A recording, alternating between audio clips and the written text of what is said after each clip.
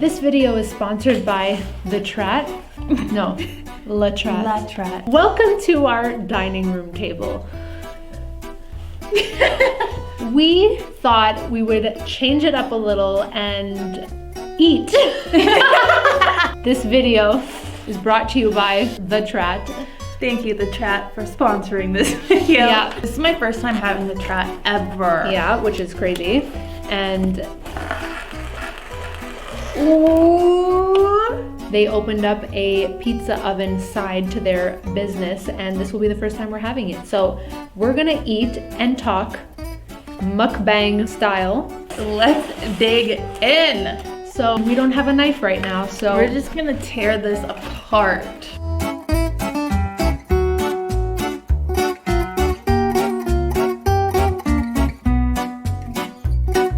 today's topic is Entrepreneurship. woo! We're both entrepreneurs in a different way. I have a service I provide. She is the service. I am the service. Has a service she provides as well. and it's literally just myself. Either acting or posing. modeling, or now YouTube, even Instagram and TikTok, any social media stuff. I'm selling myself. So we thought we would get into today how our businesses are different and how they're similar and how we got started. If anybody is interested in starting their own business. And certain traits and qualities that you need Yeah. to start your own business. Just tell us how you started your own business, because that wasn't something you've always wanted to do. It just kind of like happened and came to you. So walk us through that whole process. Video editing was something I always enjoyed doing, and you are a part of witnessing that because when we were younger, Oh my gosh, yeah. for those of you who don't know, we're best friends for almost 15 years. And when I got my first laptop that had a webcam on it, we would film ourselves doing our dances and our music videos and cheerleading and Yo, I wish we still had those where videos. are those videos, Oh okay? my gosh. That's what I want to know. Those videos were so good.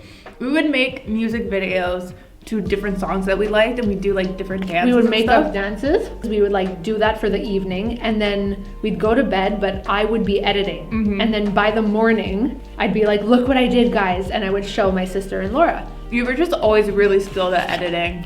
And then I you took communications. Yeah. So Communications? we were both in theater all of high school. Like we were always part of the drama club and drama class, doing the optional school plays, the talent shows, the singing for no reason at the Christmas fair. Everything. Anywhere we could be just performing. put ourselves in yeah, there. we just did. In college, CEGEP, which is after high school for Quebec people. I'm like dipping my I know, me too. toes into- Hopefully you don't mind that we talk with our mouths full. We don't normally do that, but it's kind of hard to eat and talk at the same time. Was in communications there and in a theater workshop program where again we were performing, and I did a darkroom photography class, just to say that I was in that world of like creative and like, you know, performing and camera and shows and all of that stuff. And then after that, I didn't have any interest in going to university. Nothing stood out for me. So I didn't, and I went into hair and makeup school where I was like, okay, what is something that I enjoy doing? And I was good. I was always doing my friend's hair. Every time we would hang out, it was like, let me do your hair. Let me do this. Let me do that. You just genuinely enjoyed it. Yeah. Like you were good at it, but you also loved doing that for other Yeah, people. I really did, like the styling and everything. So I went to hairdressing school for a year, and then at nighttime I would go to makeup school. So I tried to get it all done at the same time. Damn true. Yeah. Wow. It was pretty intense, but it was great, and I'm glad I have that skill because it definitely helps me in what I do today. But moving on to progressing in this story. So then after graduating hairdressing and makeup, I had a little mini in-home salon. I got a hairdressing sink at my mom's in the basement. I had a hydraulics chair, and I would start to do people at home, and it was fun, but I wasn't like crazy about it. I was like almost some clients like dreading doing it. So that was a sign like, okay, maybe I enjoy doing this. I could be good at it, but maybe I'm not extremely passionate to do it as a career. At that time and place, my parents opened up a real estate office together, and it was 5 minutes from where I lived, and they needed some help in the reception department. And they said, can you just help out a couple times a week? And I was like, sure. I'm working from home with the hairdressing. I'll organize myself around that, and I'll do that. They were launching an office and opening it up brand new, so being part of that was really fun, and seeing it grow was really fun. And then when they needed the part-time position to be full-time position, they'd be like, you seem like you like it. Do you want to have the full-time position, or do you want to continue doing what you're doing? I'm like, I actually want to do this. Like, oh wow, yeah. So then I became full-time at the office, and I went from like just being like reception, answering the phones and stuff, and greeting people, to broker services and broker management. And then I was assistant to the team leader, CEO, and then I was assistant to the accounting department, and I took on a lot of roles. And maybe I outgrew like the reception department in the first year, so that I like took on other things. One of the things that I took on was, since it was my parents' office, I was like trying to help them grow. So I would do little videos of their training sessions, and any promotional content I could help them out with. I was like, let me do this for you, let me do that for you. And then the love for filming and editing kind of came back and got reignited. And one of the brokers at the office had an extra professional camera, and he would teach me things like every week. I just knew I liked editing based off of the laptop. Right. So, right. you know, I'd never touched a professional camera before. I didn't know anything about that. I didn't know anything about photography at all. And I was starting to learn about video. As the weeks went on, I was getting better and better. And then I was filming things a couple times a week, and then editing things on the side, not part of my job description. And then 3 years later, working at the office, I realized, what if I could do this, but do only the clients, like do the events I want to do and work for myself.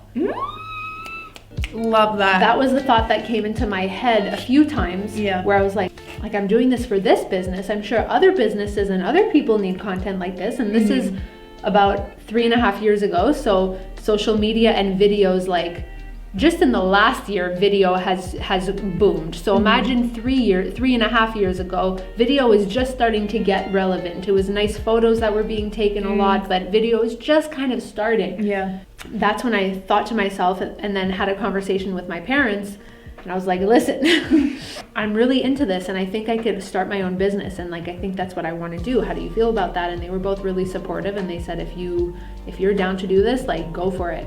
It was the best job I've ever had. Like out of all my jobs, this 9-to-5 job was like the best job. I was happy coming into work every day. Aww.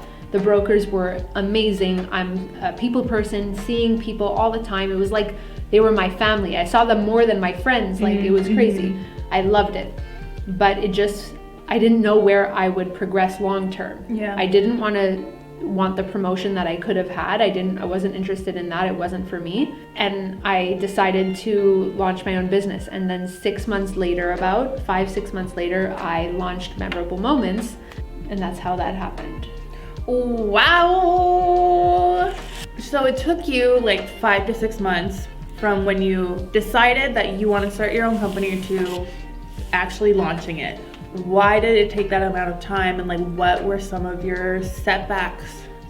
Yeah, so like I said before about having my website done and my cards and my logo and all those things, those were all excuses for not wanting to start and for being scared. A form of procrastination. It was fear talking, and it was fear making the excuse, or the excuses. I would say, don't tell any, like I would tell my close friends or whatever and family, don't tell anybody yet, like I'm gonna launch myself nicely with my nice website. I'm not gonna take any clients yet because I don't even have a business card to hand them. Or I don't have any clients yet, like I don't wanna tell anybody, and I'll do things on the side until I have enough. Like the excuses I came up with were there. I see that now, 3.5 years later, very clearly. So when you finally did launch, how did you start building like a clientele, and how did you start getting your name out there? I started to do videos for free. I started to talk to my friends that wanted to support me. And support me, I mean, not just let me do a video for them and then they get to keep it for free, people that wanted to promote me.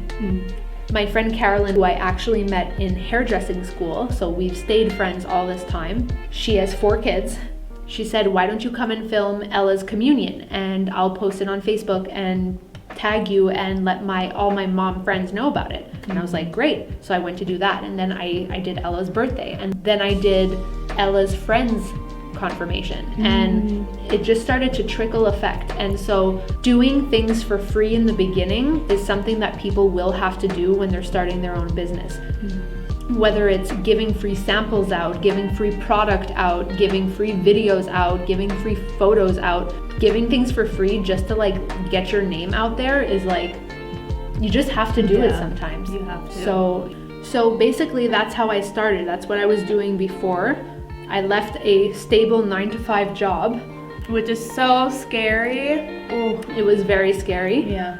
And then procrastinated for a few months and then launched and then was working for free to add to that. Yeah, for real. And then, this is a huge piece of advice. You need to act as if when you're doing something that is scary or that you're not familiar with or that is not what you're known for, you need to put your big girl pants on or big boy pants on and act as if. You need to have the energy and vibe that you are confident in what you're doing, and that will make people trust you. Yeah. Hey! Boss lady in the house. So now let's get into kind of how you moved to Toronto to study acting, to be an actor, and now you are an actor and you are working and you are your own business. What was your thought process going into York and like going into acting and what you thought would happen after versus what actually happened after, and how you're handling your pursuing your dream and working? Always known I wanted to be an actor, and I've always had, certain goals for myself, certain dreams, aspirations, expectations within my acting career.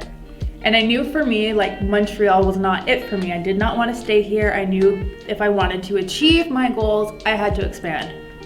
And I also wanted to continue studying theater, continue learning and growing. And so I decided to use university as well as a way of like getting myself out of Montreal, going to a new city, and it made it a bit less scary because I knew I was gonna meet people in university. I knew I would like make friends eventually. That was the scariest part, just going to a city where you knew no one. I didn't know a single person. And I remember leaving Montreal, getting in the car with all of my stuff, leaving my house, and I had the worst pit in my stomach, and like It must have been so scary. It was so scary, and in my head I was like, Laura, this is a mistake, you're making the worst mistake. And like my first year in Toronto, I absolutely hated it. Really? Hated it so much.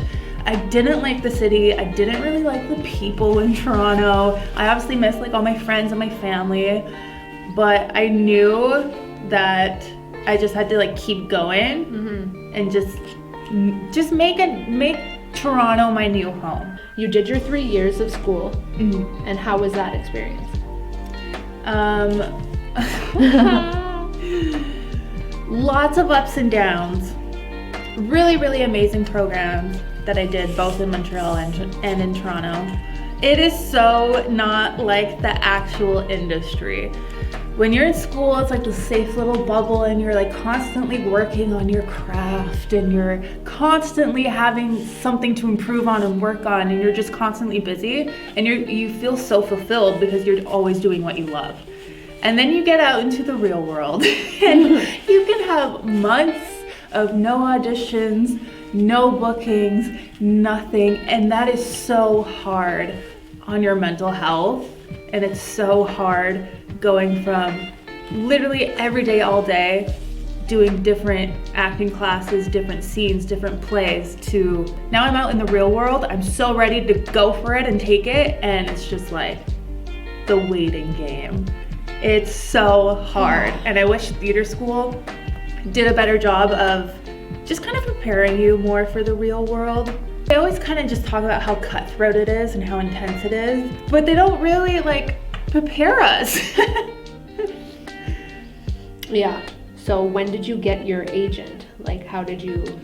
I was actually very lucky and got my agent when I was still in university. The great thing that York does, or all theater programs really in Ontario, they have this big event once a year, and all different theater schools from across Canada go to this event, and casting directors are invited, agents are invited, artistic directors of different theaters are invited. Just anyone in the industry is invited to go watch this showcase, or everyone does like a monologue and a song or 2 monologues. You're just going to showcase yourself and what you can do. And luckily I got my agent through that. Amazing. She reached out to me. Amazing. Yeah. So then you have now been working, doing auditions, self-taping at home. Yes. How has that changed since the pandemic, or did you always self-tape? We would self-tape like sometimes, mostly for like TV shows, films. You would start off with a self-tape, and then if you get a callback, you get brought in. Commercials, it was always in person, and now everything is self-tapes or Zoom, and it's so awkward. It's so different. I love self-tapes because I can do it over and over again and like really get like the right take that I'm happy with.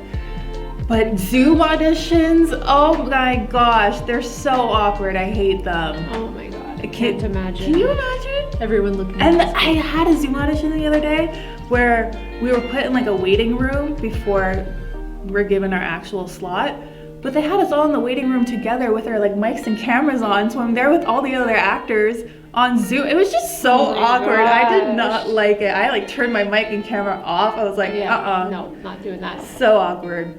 And how do you organize your life so that your business functions well? You have another job, you have your modeling, you have your acting, you have a condo. Like, how do you manage everything? Yeah. And manage your business? You are your business. Obviously, a lot of artists have another part-time job. We call them Joe jobs because, you know, the industry is very up and down. You can go months without getting a gig, so you need a stable source of income. So I have another part-time job, but I just made a promise to myself that I would not let that part-time job take over because obviously I spend a lot of my time there.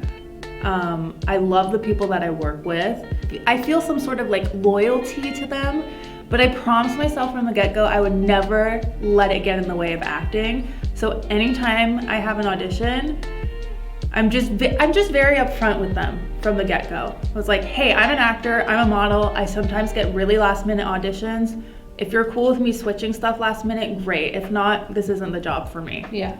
And you just have to be really upfront and blunt. Yes.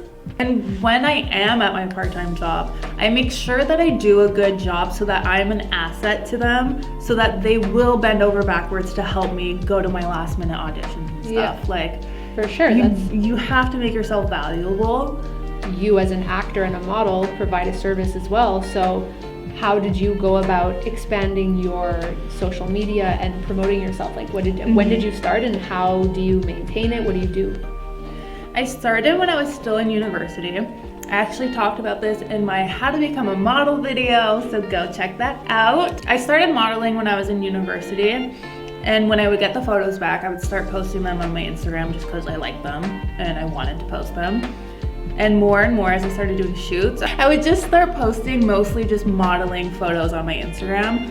And now my Instagram is all modeling, acting photos. Like I very rarely post like personal stuff on there because I really truly viewed social media from the get-go. I knew it was a tool to expand my business, which is myself. So I constantly have to be posting myself and my skills as an actor, as a model, so other people can see and want to hire me. And I've gotten like countless of jobs just through Instagram. Yeah. It's a game changer for anybody in business. Yeah, literally. Gotta promote and sell yourself. Yourself. Ba-boop beep, ba-ba. It's dessert time. I'm so ready. For my fellow Italians out there. you know what this is. For you non-Italians, You don't know what this is. this is a zeppoli. The only place you want to get these is the Trat. Laura, I would like you to eat half and then I'll eat half because we don't have a knife, but not more than half. This is a little twist on the original zeppoli. There's a bit of Nutella in this one. Ooh, I gotta get a best of both worlds. Oh my god. They only make this 2 times a year. Easter and Christmas. Y'all. You're in for a treat.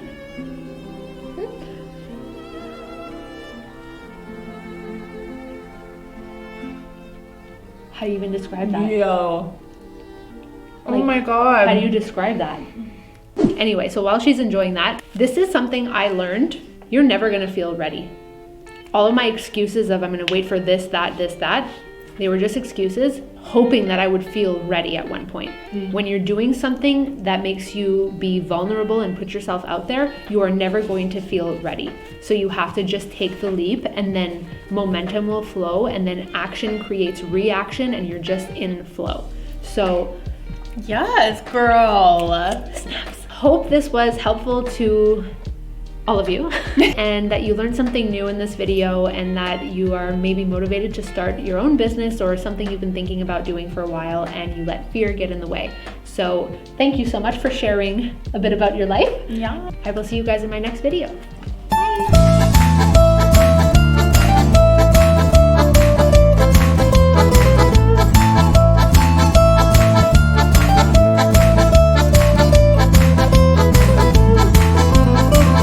So let's get into it. Let's get into it.